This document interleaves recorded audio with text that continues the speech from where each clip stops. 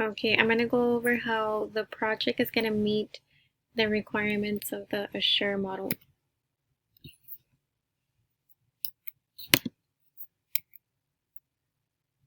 So the first step is to analyze the learners.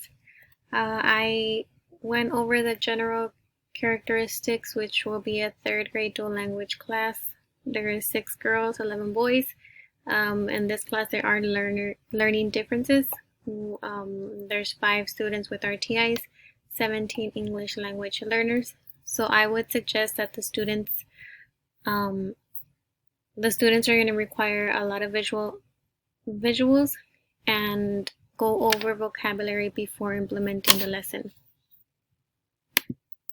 The next step is to go over the state standards and objectives.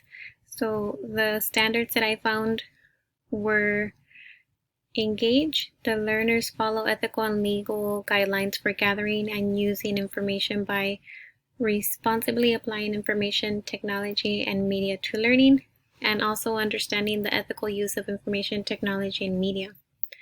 The objectives that they should learn by the end of the lesson are that students will learn about copyright vocabulary.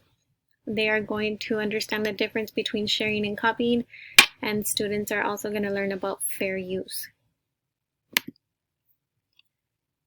The next step, select strategies and resources.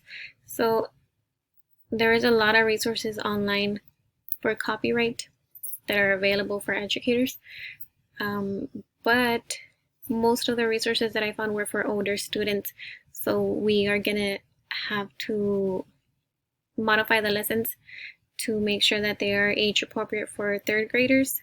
And also, since our class has English language learners, we might also have to translate some of these words for the benefit of the students.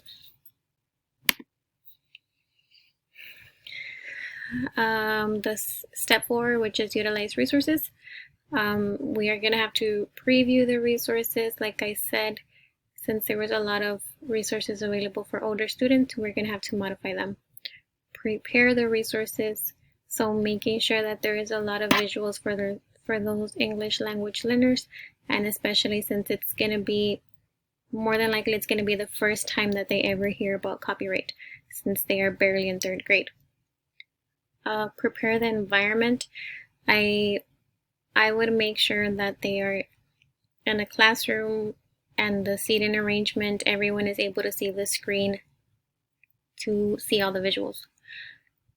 And prepare the learners. So like I said, they are barely in 3rd grade, so I would like to prepare them by making sure that there is a lot of engaging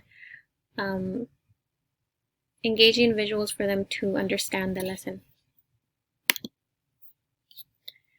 Step 5, require learner participation. I believe this is the most important step for the Assure model.